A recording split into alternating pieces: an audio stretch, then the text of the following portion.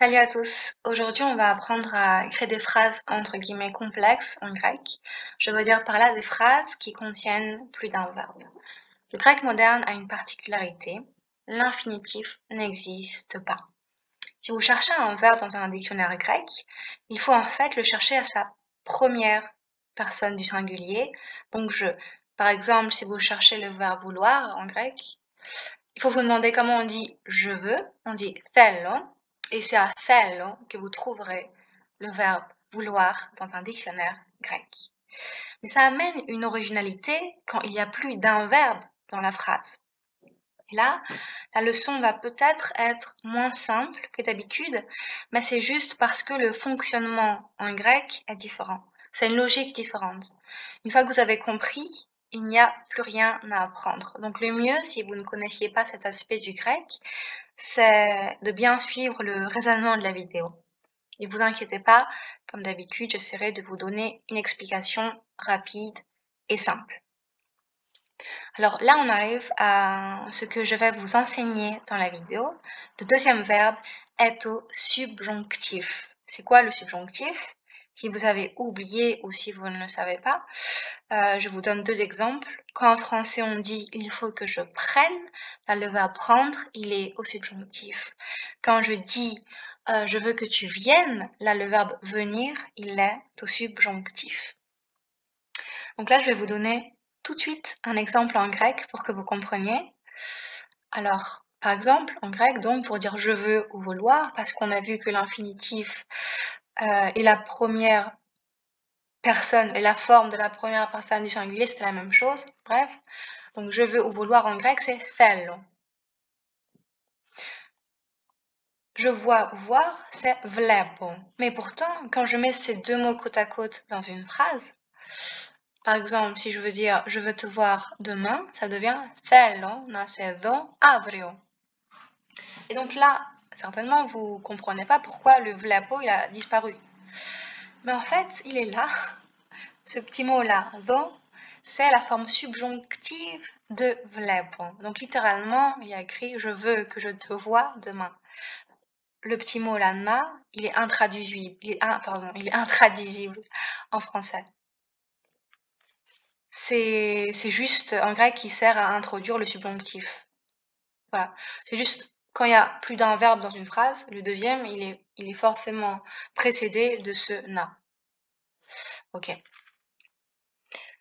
Mais si j'avais écrit θέλω να σε βλέπω κάθε μέρα, c'est aussi correct. Et pourtant là, j'ai pas utilisé la forme au subjonctif, j'ai utilisé la forme au présent de voir.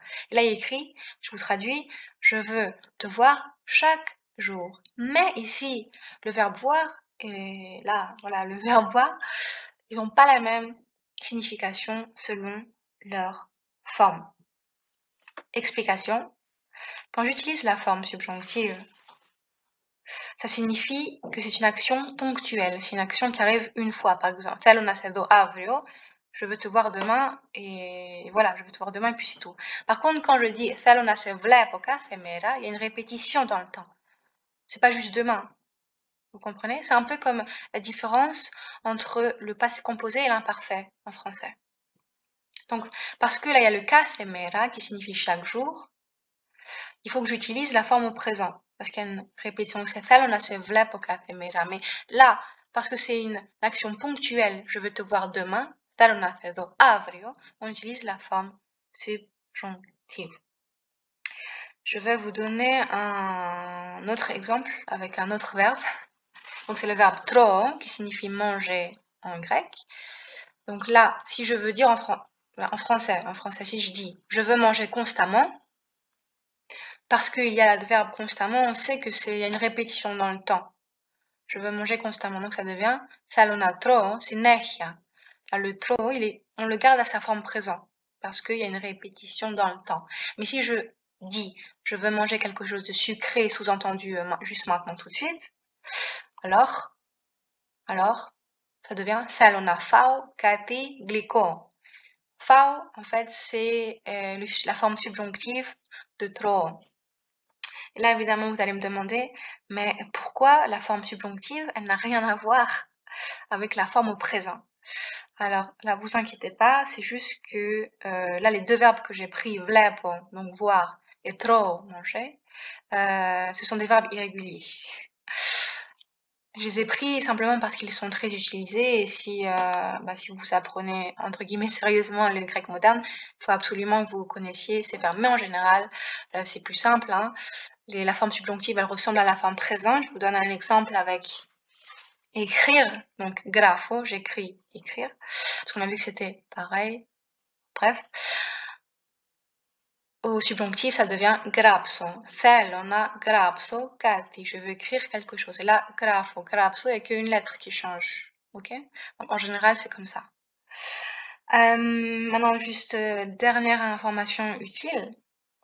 À partir du moment où vous avez la forme au subjonctif, former le futur, c'est fastoche. En fait, il suffit simplement de remplacer le na par ça. Donc, par exemple, comment en grec on dit j'écrirai au futur, eh ben, on dit θα γράψω. Et pour le futur, il y a la même différence qu'au subjonctif entre... Enfin, il faut toujours se demander est-ce que c'est une action qui se répète dans le temps, et si c'est le cas, on utilise la forme présent, ou est-ce que c'est une action juste, une action ponctuelle qui arrive qu'une fois. Et donc là, ce sera la forme subjonctive. Voilà. Et donc, maintenant on arrive à la fin de la vidéo. Vous allez me demander, mais en fait, comment on trouve la forme subjonctive d'un verbe? Donc comme il n'y a pas vraiment de règle fixe pour déduire le subjonctif d'un verbe de sa forme au présent, le mieux c'est en fait de regarder les tableaux de conjugaison sur internet. Bon, par exemple, si vous cherchez le verbe grafo, ses différentes formes, il suffit d'aller sur Google, de taper grafo conjugation en anglais parce que il n'y a pas de site français avec les conjugaisons grecques, en tout cas moi j'en connais pas.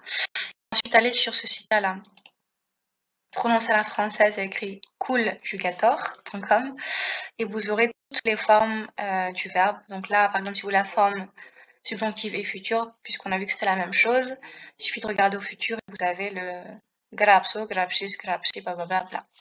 Évidemment, comme je vous l'ai déjà dit, si vous voulez, là vous avez futur, donc ça grapso, c'est j'écrirai, mais si vous voulez simplement la forme subjonctive, il suffit en fait de remplacer le ça par un na.